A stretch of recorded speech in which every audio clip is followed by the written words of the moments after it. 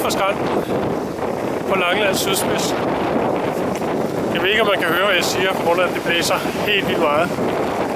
Men det er helt fantastisk at se svalerne.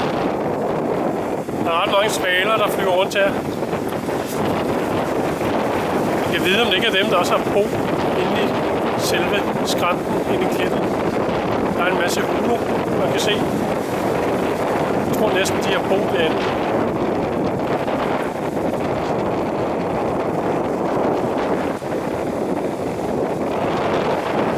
Ellers er der en masse flotte sten hernede. Noget med, at man kan finde en eller anden sten, der hedder Porfyrrødt eller en eller anden den sten. Noget, man også har på Bornholm.